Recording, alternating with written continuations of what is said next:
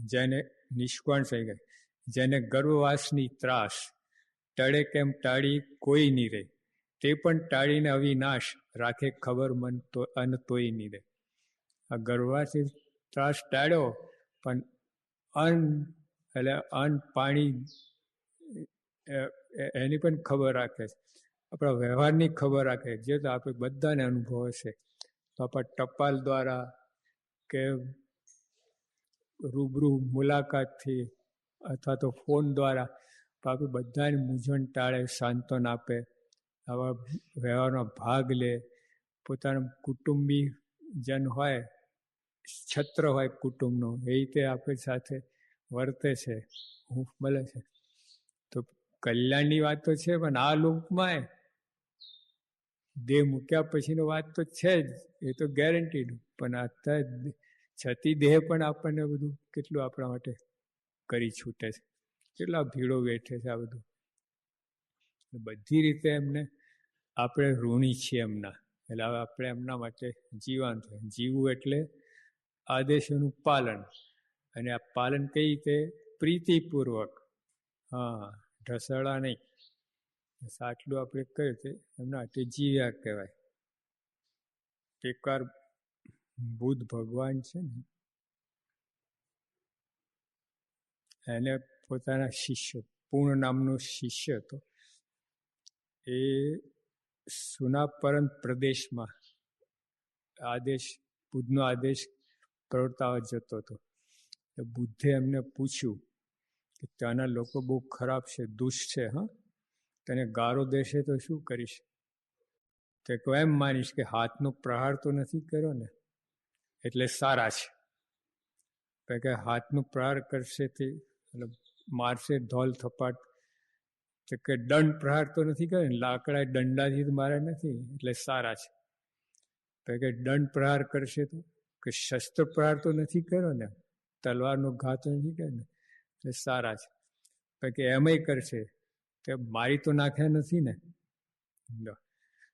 જો મારી નાખશે તો એમ સમજીશ કે બુદ્ધનો સંદેશો પ્રવર્તામાં શરીર કામમાં આવી ગયું. કેટલું બળ હોય વાત.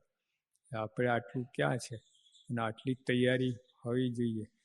જો સ્વામીની વાત ને 100 માથા જાતા 100 ઘા છોગાડા, એક માથા કા ક્यों ડરત હૈ ગુમાર.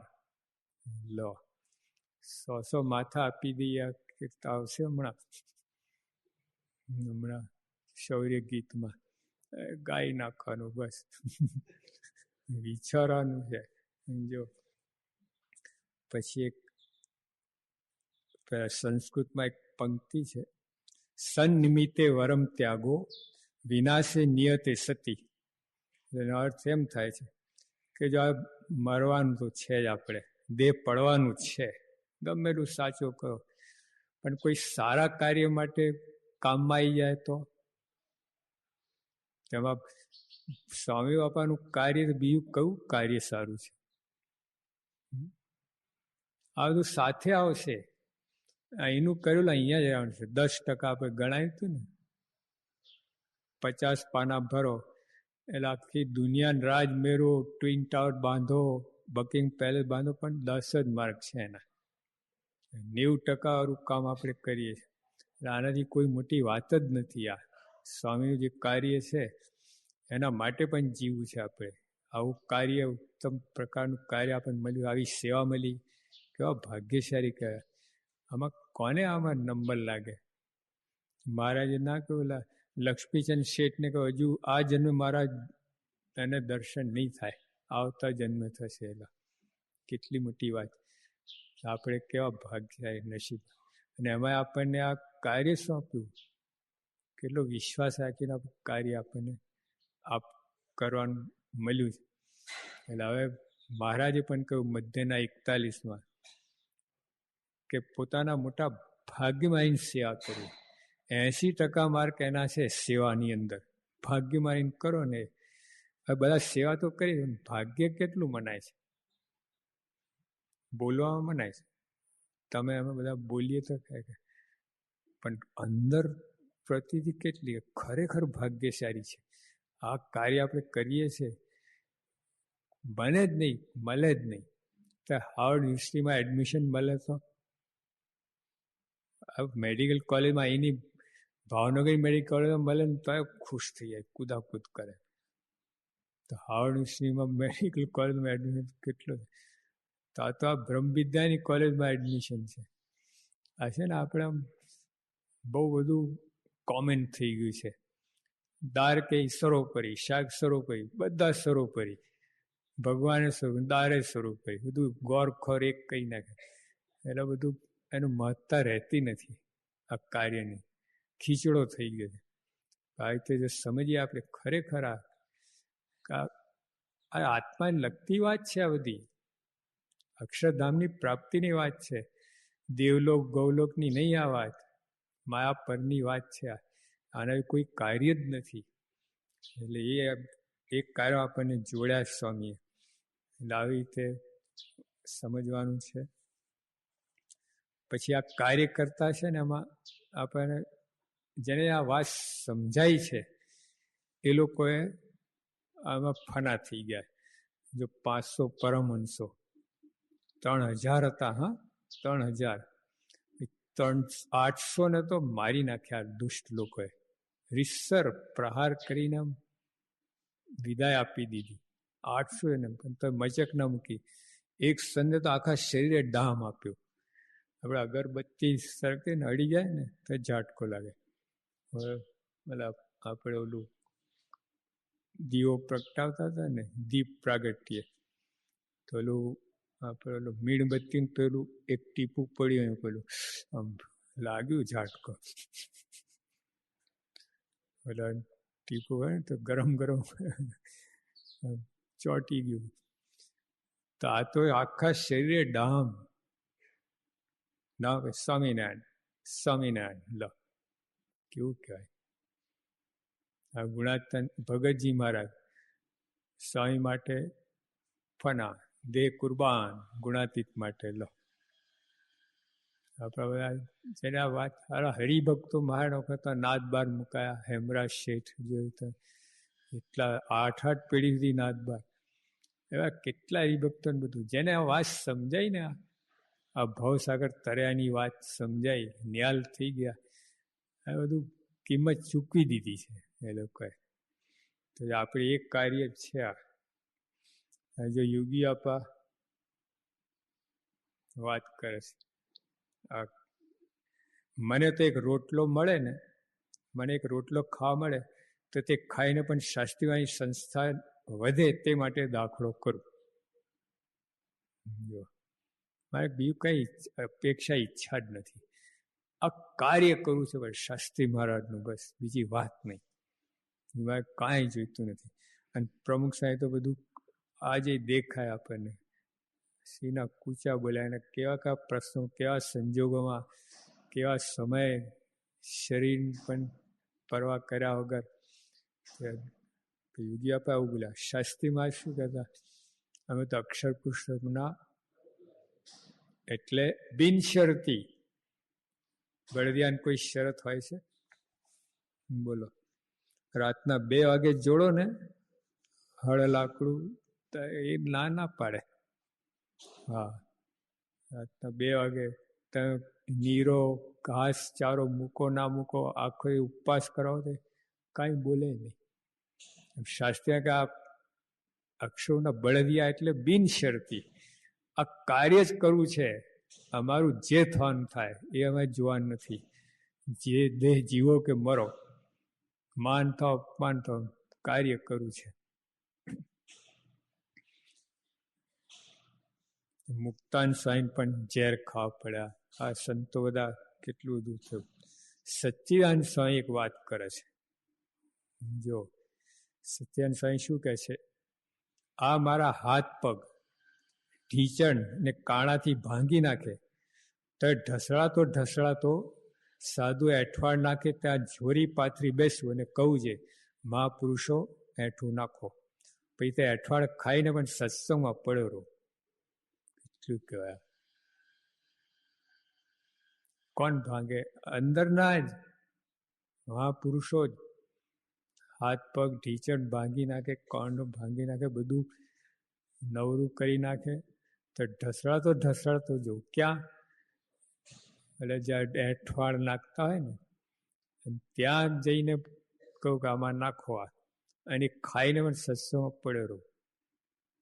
જો આને કહેવાય હા આપણી ગરજે ને સ્વામીની શરતે આટલું થાય. જરાક ફેર પડે એમાં તો કેટલી તકલીફ થઈ જાય.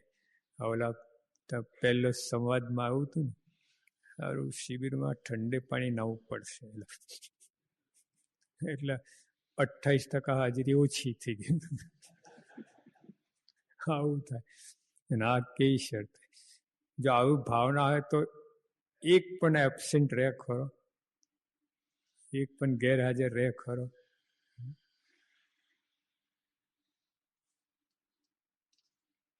પછી ઘણી વાર આ દૈહિક મુશ્કેલીઓ એને કારણે પણ આપણે આ કાર્યમાં વિઘ્ન આવે છે. પણ જો શાસ્ત્રીમાં જે આ યોગી પણ એ લોકો કે શારીરિક તકલીફ કેટલી બધી છે તો આમાંથી નિવૃત્ત થતા નથી. જો શાસ્ત્રીવાદ પોતે લખે છે.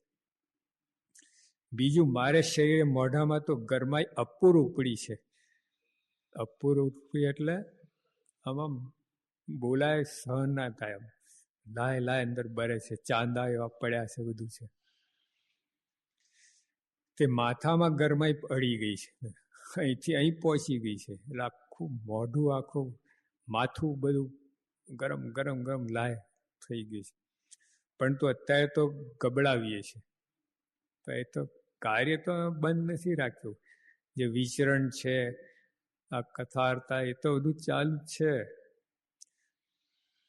ઔષધ હળદર મીઠાની ગોળીઓનું ખાધું હતું. ઔષધમાં શું? હળદર મીઠુંની ગોળી. હજી 15 દિવસ તેનું તે ઔષધ ખાવાનું છે. હજુ 15 દિવસ આ હળદર મીઠું. તે ઔષધને માટે ₹2.25 ભારની હળદર જોઈએ છે. તે બોટાદ કે લીમડી મળતી નથી. માટે આપ તરત તે હળદર સારી ચૂયા વગરની ટપાલ રસ્તે મોકલાવશો. 4 દિવસથી ઔષધ વિના રહ્યા છીએ. હળદર ને મીઠુંની ગોળી છે, એમાં 4 દિવસથી મળી નથી. પણ કામ અટક્યું નથી. હા, એ તો ચાલે જ છે તમારે. યોગી આપવા લાગે છે, હું હજુ છાશ ઉપર છું. રાત્રે ઊંઘ ઓછી આવે છે. મરડો થયો છે, 5 વાર થાય છે. એટલે મરડો એટલે વીટ આવે પેટમાં, આમ રહેવાય નહીં, આમ બેવડો વરી જાય માણસ. અને એમાં પછી આવી રીતે ઝાડો મરડો થાય. અશક્તિ ઘણી જ છે. માંડ ઉઠાય છે. યોગી આપવા લખે કે હરિભક્ત લખતા, શાસ્ત્રીમાં લખે છે. હા, હરિભક્ત આગળ વાત જ નહીં, એ તો બળની જ વાત, કાંઈ નથી. લાવો તમે શું કરવાનું છે એમ જ બોલે. નિર્ગુણ સાંઈ લખે છે, માથું અતિશય દુખે છે, ઉધરસ બહુ છે, શરીર પાકી ગયું છે. બોલો પાકે ને, આમ મૂડ માર વાગ્યો નહીં, આમ કેવું થાય. દાડે ઊંઘ આવતી નથી. દાડે નથી આવતી. રાતે તો ના, રાતે ના એટલે દાડે આવવી જોઈએ ને, એ નથી આવતી. શરીરે બરોબર નથી, પણ ટપાલ લખાય છે. રાતના 9થી કાગળ શરૂ કર્યો છે. વખતે સવારે 4 વાગશે. જો ત્યારે સુઈ જઈશ. હવે મારો બરડો ફાટે છે. આ શબ્દો જો, આટલી તકલીફ છે, કાગળ પૂરું કરીશ. હા, સ્વામીના કાગળ 2 પાનના નતા હતા. હા, આખી નોટ. એમનું પત્ર એટલે આખી નોટ. હા, અને પછી તે ઝેરોક્સ મશીન નહીં, એમ કોપી થાય એવું કઈ વ્યવસ્થા નથી. તો બીજા હરિભક્તને લગતો એટલા શ્રદ્ધા ઉત્સાહથી જેટલો ટાઈમ કાઢે, બરડા ફાટે ના થાય ને બીજા હરિભક્તને. અને સ્વામી છે ને, કોઈ એવું રેફરન્સ ના લખે, બધાનું 5મું વાંચી જજો કે બધું 9મું, એવું ના લખે. એમાં જે કહેવાય ઉતારીને જ લખે. નિર્ગુણ સ્વામીને એવી ટેવ હતી. આખા વૈષ્ણવના ફકરા ઉતારી આપે. એટલે આખું પુસ્તક જેવું થતું એમનું પત્ર. અને એને ભજન કરાવે તો 28 મણ થયેલું. નિર્ગુણ 28 મણ કાગળ, આટલું બધું થાય. વિચાર કરો કેટલું શ્રદ્ધા. બરડા ફાટે છે ને આખી રાતના રાત સહના 4 વગાડ્યા છે. પણ કાર્ય અટક્યું નથી, કહેવાનું છે. નારાયણપ્રિયદાસ નામના એક સંતની દૈહિક તકલીફોની વાત કરતા નિર્ગુણ સ્વામી લખે છે. ઓલા સંતે લખ્યું ને, નિર્ગુણ સ્વામીએ એમની દૈહિક સ્થિતિ જોઈને લખ્યું. સ્વામી નારાયણપ્રિયદાસજીને મેં પૂછ્યું, તમારે શું દર્દ છે? તો કે મને પેશાબ બંધ છે, 2 ટીપા થાય છે અને 2 ટીપા લોહીના પડે છે. 5-7 વખત ખાડે જવું પડે, એટલે એવી તકલીફ છે. મરડો રાતમાં જવું પડે, સંતો નાહવું પડે, ખબર? હા, એટલે કેટલી વાર નાહવું પડે બોલો. બેઠા રસોઈ કરે વખતે ટીપા પડી જાય તો હું તો 4 દાડાથી અન્ન લેતો જ નથી. રસોઈનું કામ, રસોડામાં જવું પડે. હવે આ ટીપા પેલા પડે એ બધા તો રસોઈ બધું અભડાય આ થાય. એટલે 4 દિવસથી ખાધું જ નથી આ તકલીફને લીધે. કેમ? રસોડાનું કામ અટકવું ના જોઈએ. હા, તો ત્યાં બધું આ બધું ગંદવાડ ના થાય એટલે અન્ન ખાધું જ નથી, કામ અટક્યું નથી. આમ દૈહિક તકલીફ પણ આ લોકોએ સત્સંગનું કાર્ય માટે ઓટ આવવા દીધી નથી. હવે આ બધું છે. એક ગાંધીજીને એક વાત છે. ગાંધીજીના અંતેવાસી મહાદેવભાઈ દેસાઈ, એમના માટે કહેવાય છે મહાદેવભાઈને ગાંધીજી સિવાય કોઈ દુનિયામાં, ગાંધીજી સિવાય કોઈ દુનિયા જ નહોતી. મહાદેવભાઈ દેસાઈને ગાંધી સિવાય કોઈ દુનિયા જ નહોતી. તેઓએ પોતાનું સમગ્ર જીવન ગાંધીજી માટે ન્યોછાવર કરી દીધેલું. ગાંધીજીના કાર્યમાં ઉપયોગી હોય તે જ કરવાનું, ગાંધીના કાર્ય ઉપયોગ હોય તે જ જોવાનું, ગાંધીના કાર્ય ઉપયોગી હોય તે જ વાંચવાનું, તે જ લખવાનું. આ રીતે આપણે પણ સ્વામીશ્રી સિવાય કોઈ દુનિયા જ ના રહે તો પ્રમુખ સાહેબ માટે જીવા કહેવાય અને મર્યા કહેવાય. જો એટલે સ્વામીશ્રીના કાર્યમાં ઉપયોગી હોય તેવું જ વાંચવું, તેવું જ જોવું, તેવું જ કરવું, તો આ જીવા કહેવાય. ફાલતુ બધું સમય બગડે છે, બીજું કરીએ છીએ આપણે બધું. આ નિર્ણય પર આવી જવાનું કે બસ આટલું જ કારણ, બધું થઈ ચૂક્યું છે, બધું કરી નાખ્યું છે. કરોડો જન્મમાં શું બાકી રાખ્યું હશે? એક્ટર ને ટ્રેક્ટર ને ક્રિકેટર બધું થઈ ચૂક્યા છે, કાંઈ બાકી નથી. હા, બાકી આટલું જ છે. હવે હા, એકાંતિક ભક્ત થવાનું બાકી છે, કાંઈ બાકી નથી ખરેખર. મારે ના કહું કે સ્ત્રીના દેહ ધરી દઈને જેટલા પુરુષ છે બધાને પોતાના ધણી કહે, અને પુરુષના દેહ ધરી દઈને જેટલી જગત બધા પોતાની સ્ત્રી કરી છે. ઉલટ સુલટ પુલટ બધું શું બાકી છે? આમ બધું ક્રિસ ક્રોસ બધું, બધા સંબંધો થઈ ચૂક્યા છે. આ એક જ બાકી છે, પ્રમુખ થવાની, એકાંતિક થવાનું. ખરેખર આ વિચારજો તમે, આ રીતે વિચારશે તો બળ મળશે કાર્યક્રમ.